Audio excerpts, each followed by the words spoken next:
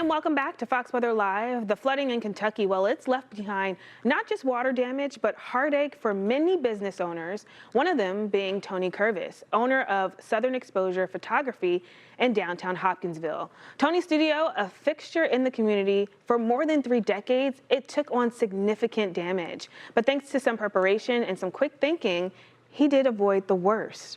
Tony joins us now to talk more about the damage, the cleanup, and even that road to recovery. Tony, great to talk to you, and thank you for spending some time with us here at Fox Weather.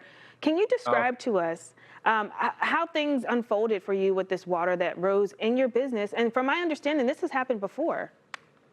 Yes, it did happen. Back in 1997, we had a flood. But it just came on so strong Thursday evening, and we had, I'd say, about 12 inches of rain.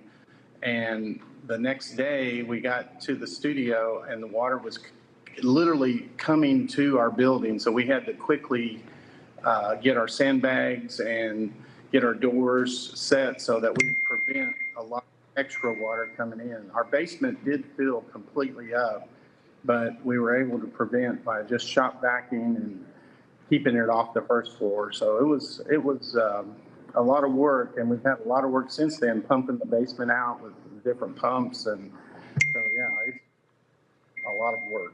Absolutely, I can only imagine. And you had some quick thinking that played out. You talked about, I believe you said, water vacuuming.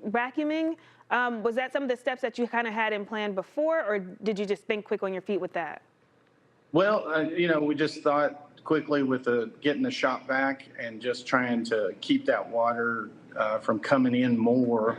I knew the more water that got into our business was just going to damage it. And the basement, we do have quite a bit of structural things that we need to look at and work on. But I think overall, we really dodged something that could have been worse. Absolutely. And as a business owner, we want to make sure we spread the word. So you've gone through this before, you've done it this time around, and you've done it smartly this time around. What message do you want to give to others who may also be impacted by flooding, or as we get into severe season, to try to prepare for any type of damage to what you've seen?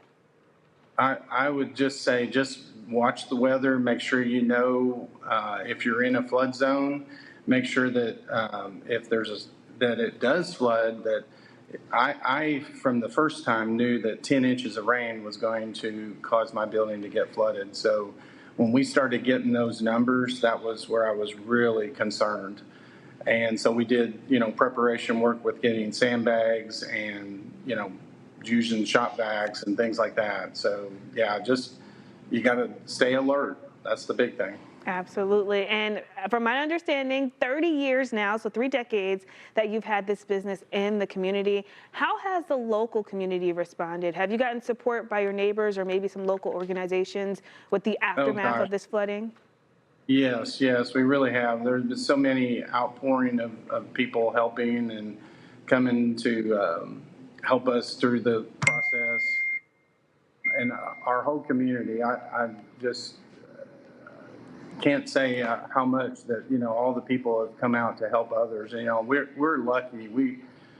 There's people that lost a lot, their complete home, and so I really feel for them, and the community we've had churches and so many different community leaders and people step up to help the people. Absolutely. And that's what all of this is about, right? Having the community come into play and help one another in such a time of need. Tony, we do wish you all the best with your aftermath of the flooding and getting back on the right foot with your recovery efforts. And we thank you again for joining us here on Fox Weather.